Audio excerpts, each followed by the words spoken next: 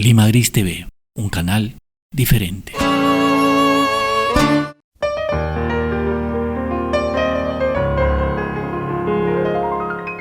Hola, ¿cómo están? Vamos a empezar otra jornada de Poetizando aquí en la trinchera de Lima Gris y vamos a dar hoy día un tema muy especial, importante también, sobre un autor que ya es un clásico de nuestras letras, un autor que de repente hemos escuchado en el colegio o hemos escuchado de repente en la academia, pero siento que es tiempo ya de recuperarlo, ¿no? Cada generación tiene la tarea de descubrir su pasado, descubrir a sus abuelos, descubrir a sus bisabuelos.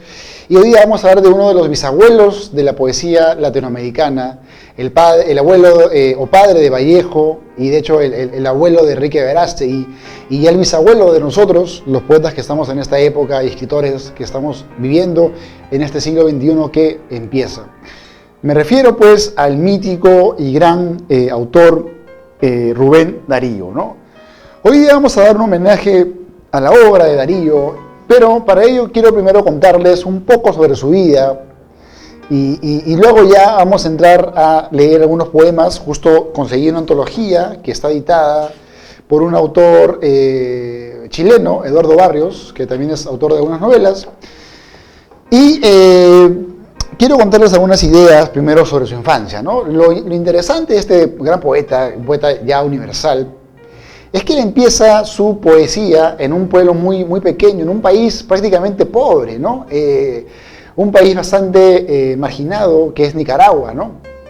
Él de Nicaragua, donde él descubre la poesía trabajando como periodista, va luego a viajar hasta Chile. En Chile ya él ahí se va a desarrollar mucho más ampliamente con todo un grupo de políticos y el hijo del presidente Balmaceda, y va a conocer a circuitos intelectuales con los cuales va a tener pues una relación muy intensa, ¿no? Y ahí justamente en el año de 1888 él va a escribir quizá el libro más interesante de ese momento, ¿no? Un libro que le va a abrir muchas puertas porque va a ser ampliamente comentado en Europa por gente como Juan Valera. Me refiero al libro Azul, ¿no? Azul es un libro que tiene muchas características interesantes, ¿no? Pero más allá de ahondar en lo didáctico, quisiera contarles que Azul es en sí una suerte de manifiesto donde Rubén Darío va a decir de alguna forma que el mundo donde él vive es un mundo con ideas muy superficiales. Va a ser un libro donde también va a dar poemas relacionados a los climas del año, pero también va a ser un elogio al arte de la poesía, en la cual Rubén Darío tenía mucha fe, ¿no? Este libro Azul va a ser el padre y el iniciador del movimiento modernista que va a tener una convocatoria continental, ¿no? Así como apareció Rubén Darío en Nicaragua, en Perú aparece, por ejemplo, José Santos Chocano, o en Colombia aparece el inefable Vargas Vila, ¿no? O aparecen autores como el cubano José Martí, ¿no? Entonces, es toda una fiebre que va a desencadenar esta nueva forma de poetizar, ¿no? Y en sí, ¿qué quiere decir ser modernista? ¿Qué quiere decir el modernismo?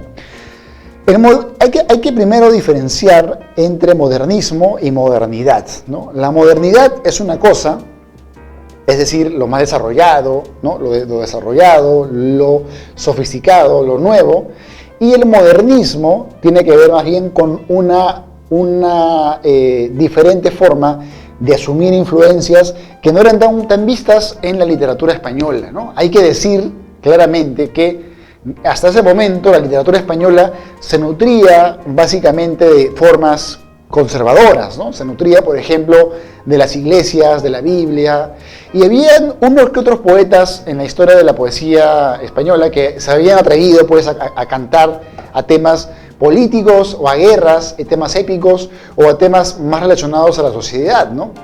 Pero ¿qué pasa con Rubén Darío? Rubén Darío viene de la escuela francesa, ¿no? Él va a ser un lector de los poetas simbolistas. Cuando hablo de simbolismo, me estoy refiriendo a una serie de poetas muy locos, muy apasionados, muy rebeldes con la sociedad, donde vamos a encontrar a gente como Charles Baudelaire, el autor de Las Flores del Mal, que ya aquí en Poetizando le dedicamos un programa, o vamos a encontrar a Arthur Rimbaud, o vamos a encontrar a Paul Verlaine. De hecho, Paul Verlaine es uno de los poetas favoritos de Rubén Darío. De Rubén Darío, lo que caracteriza al modernismo es las influencias francesas, ¿no? Y además, por otro lado, que es una renovación a nivel de métrica. La métrica que usan los modernistas está inserta en los versos mayores, en decasilábicos, por ejemplo, o versos de octosilábicos, que son de 8, pero también va a ser versos de 14, de 15. Es decir, la revuelta estética de Darío es también una revolución de la forma, ¿no? En cuanto a fondo, vamos a encontrar que Rubén Darío no necesariamente cuenta la realidad que se ve en Latinoamérica, ¿no? Eso es algo que, por ejemplo, el uruguayo Rodó le criticó, ¿no? Le dijo, tú no puedes ser, Rubén, el poeta de América, porque tú no le cantas a América, no le cantas a los paisajes, no le cantas a la gente, pero lo que sí tienes de americano, le dijo, es tu exageración, ¿no? La exageración, ese desparrame, ese despilfarro, esa revuelta de influencias, porque es la consecuencia, pienso ahora en voz alta, de la diversidad de culturas de nuestra región, ¿no? Acá en Latinoamérica tenemos todas las culturas, y de ahí que un autor como Vasconcelo expresara que éramos una raza cósmica, ¿no? La famosa raza cósmica.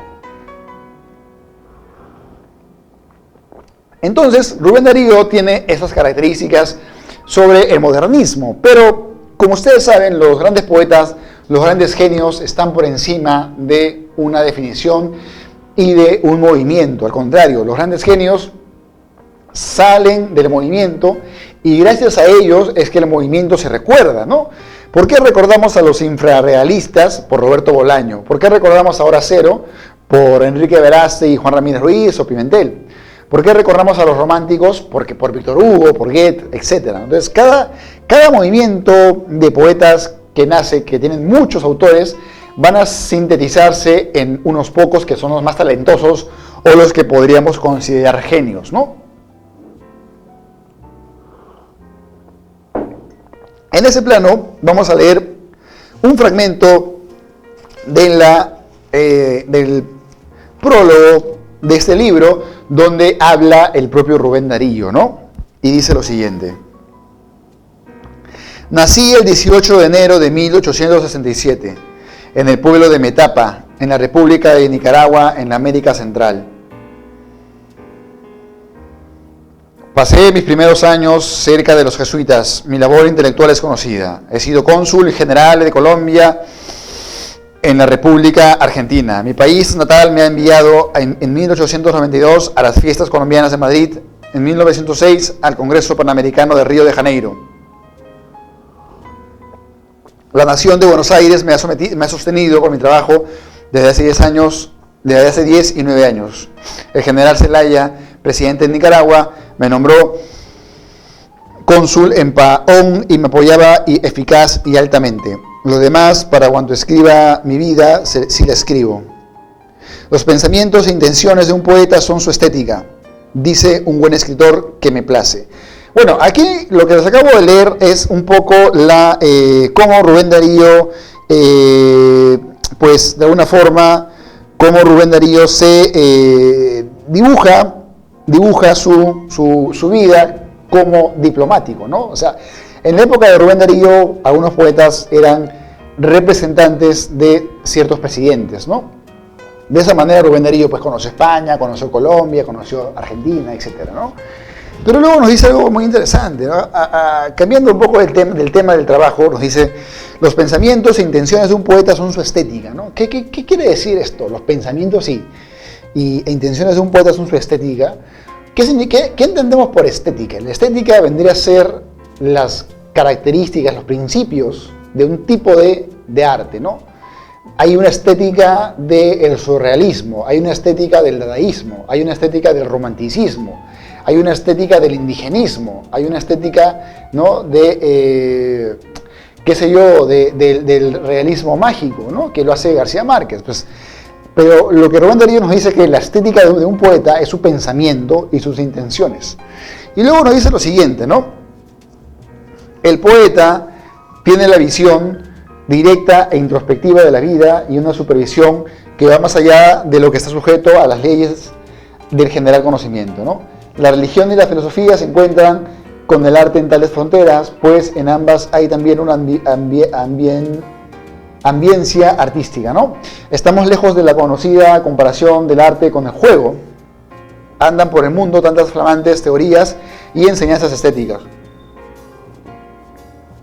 Yo he dicho, cuando dije que mi poesía era mía en mí, sostuve la primera condición de mi existir, sin pretensión ninguna de causar sectarismo en mente o voluntad ajena y en un intenso amor a lo absoluto de la belleza.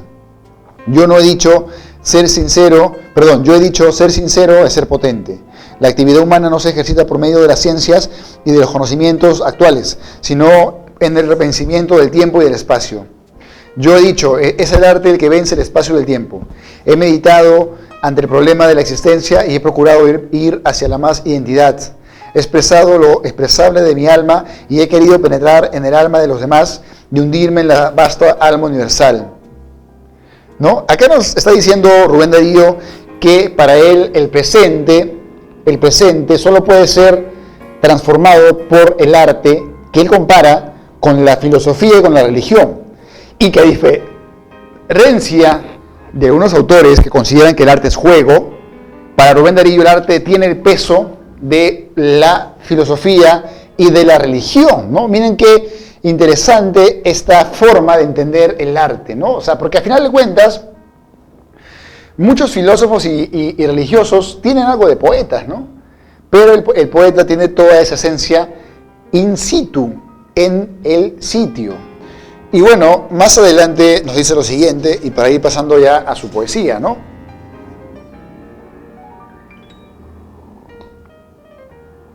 Amador de la cultura clásica,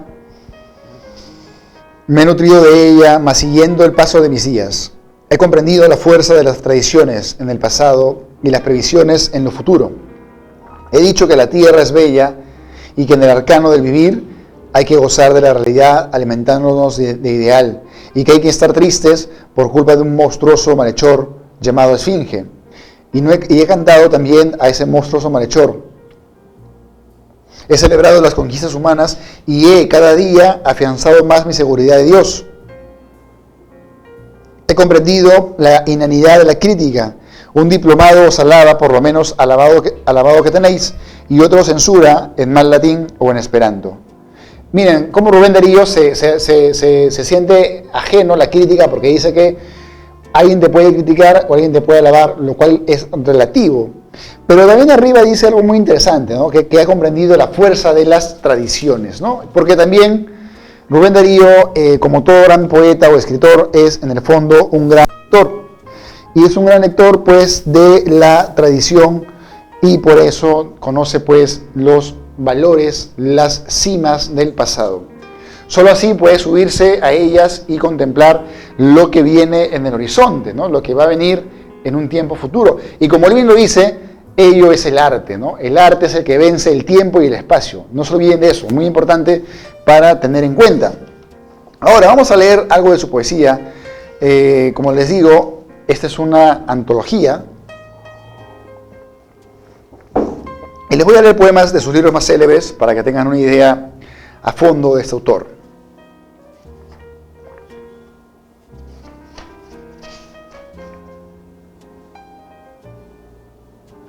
Vamos a leer primero, a ver, el Responso a Verlaine, 88.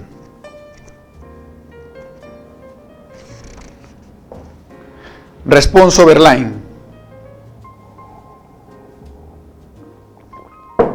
Un poco de té caliente con limón para entonar bien este poema.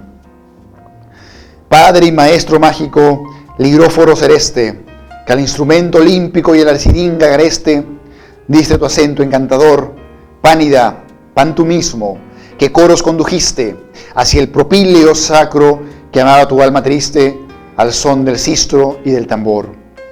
Que tu sepulcro cubra de flores primavera, que se humedezca el áspero hocico de la fiera de amor si pasa por allí, que el fúnebre recinto visite pan bicorne, que de sangrientas rosas de fresco abril te adorne y de claveles de rubí.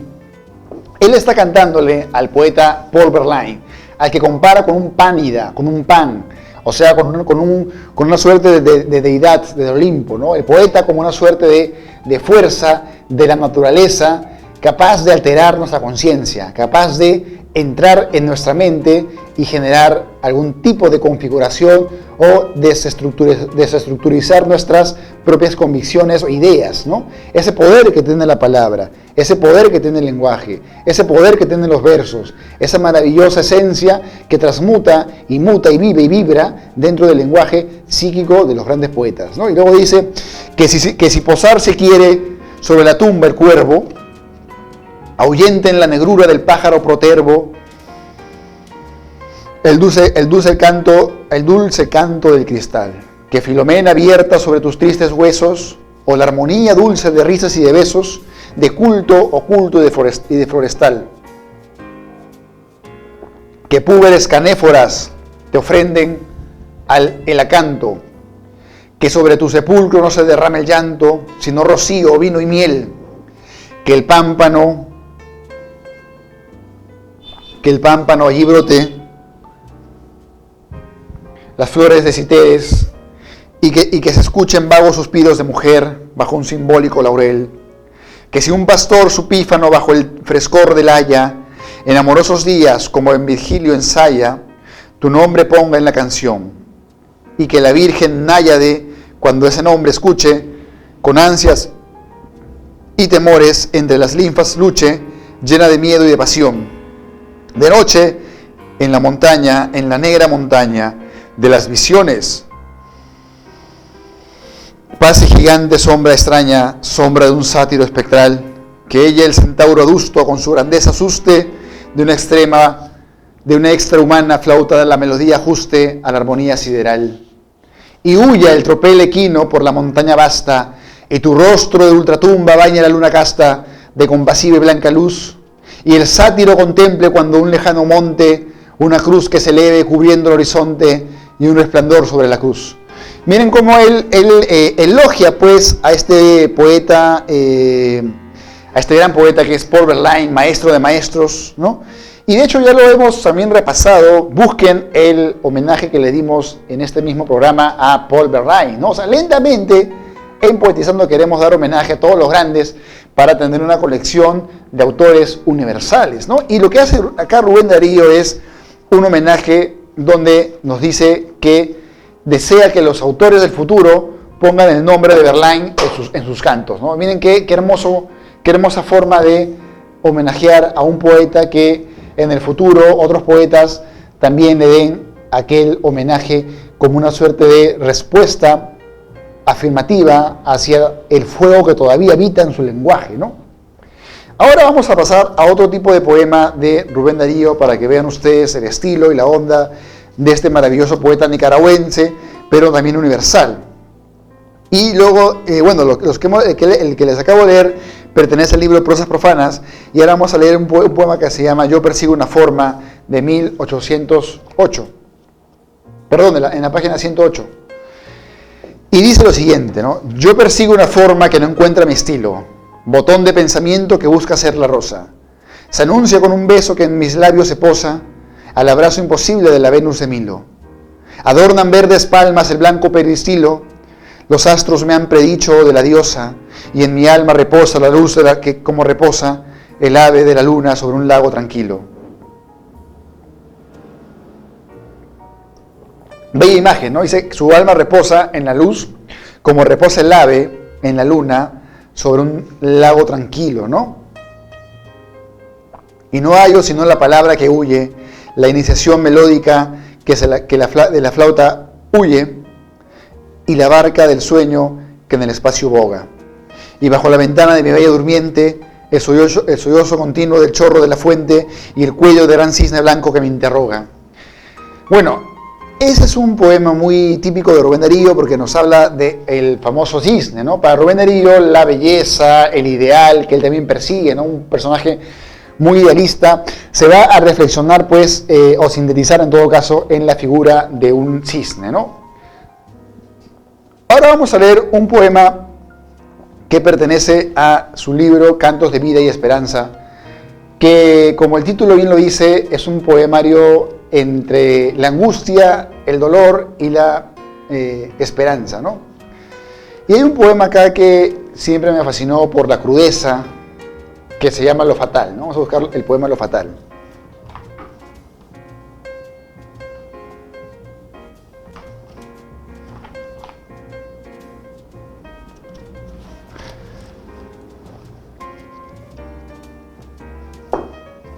Este poema, ahora que acabamos de cruzar aquellos días de la pandemia, yo creo que el tema de la muerte estuvo muy presente en todos, ¿no?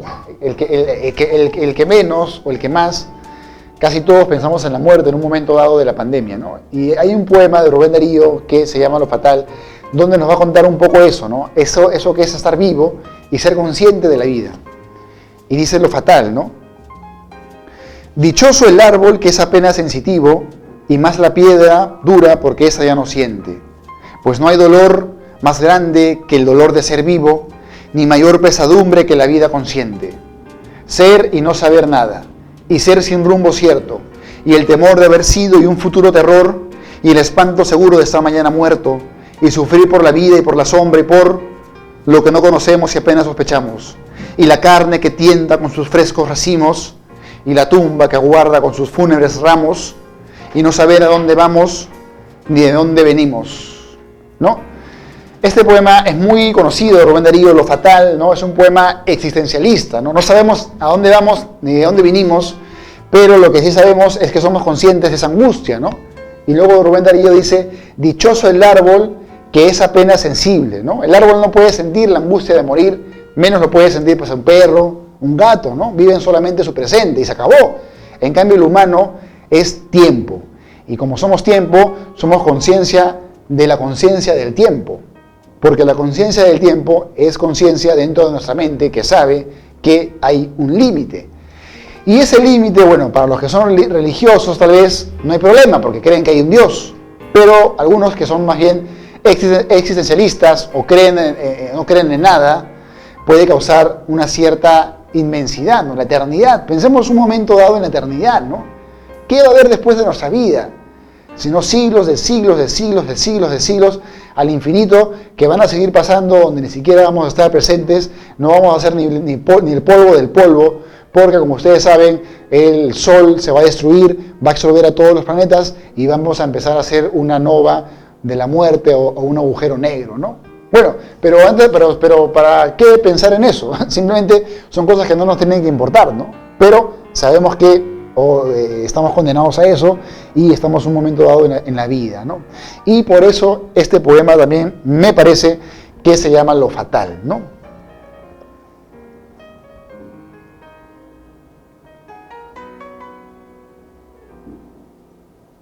Y bueno, ya para ir terminando, les voy a leer el último poema de Rubén Darío, que en realidad es un poema que pertenece a también Cantos de Vida y Esperanza, pero es un poema espejo, ¿no? Rubén Darío se observa en un espejo y nos va a decir un poco cómo él se sentía, cómo él era, o lo que él transmite, ¿no? Y dice lo siguiente: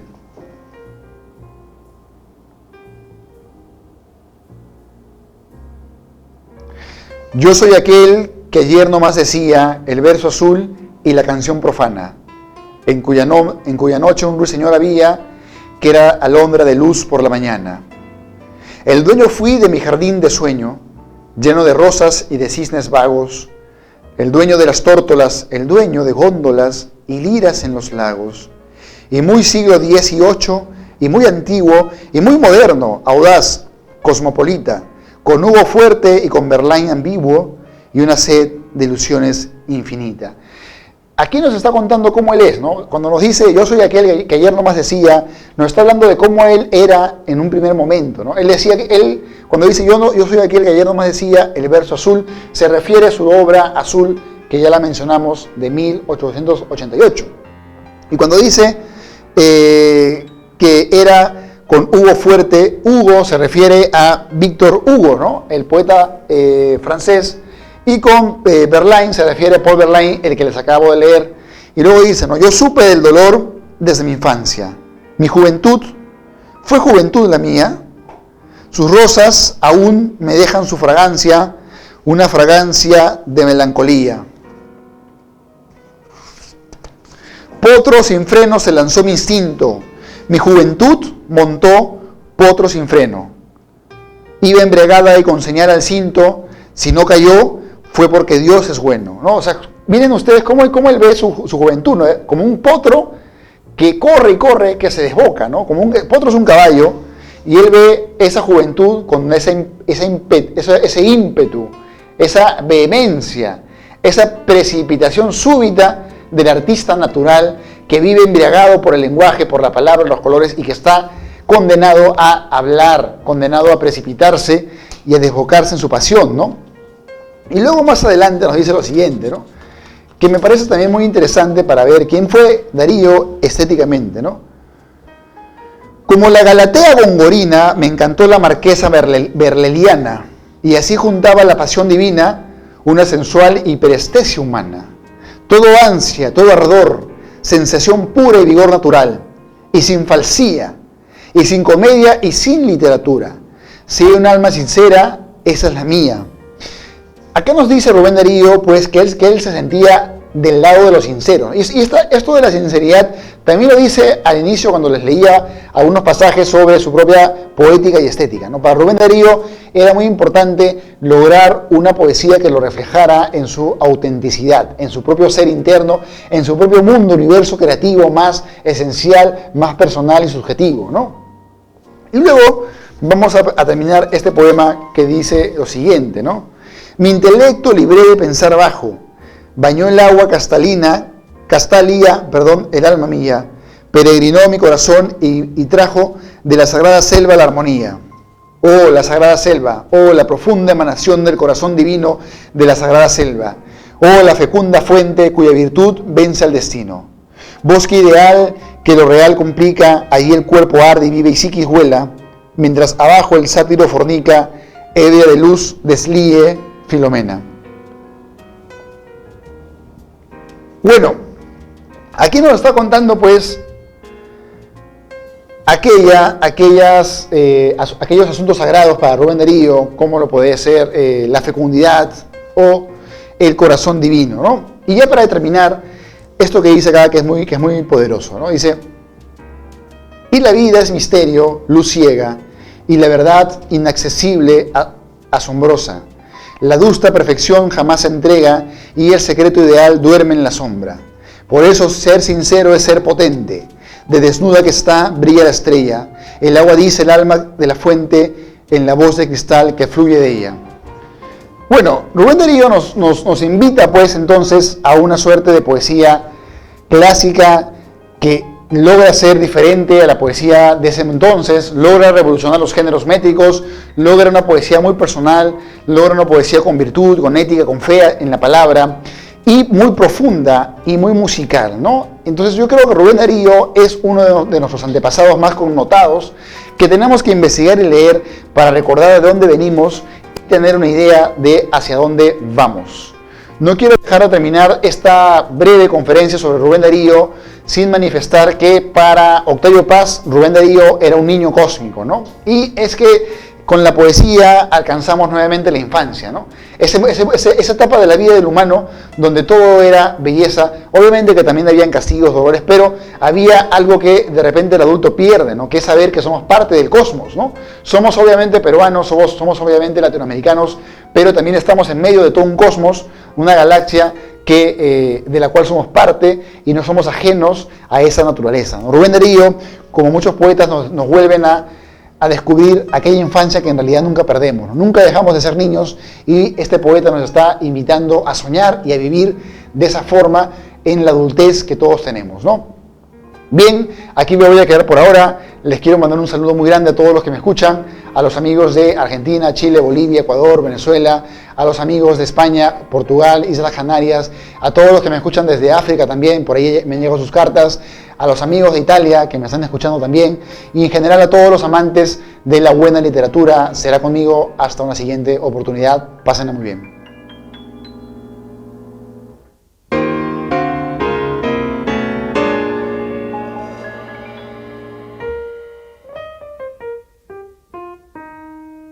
Lima Gris TV, un canal diferente.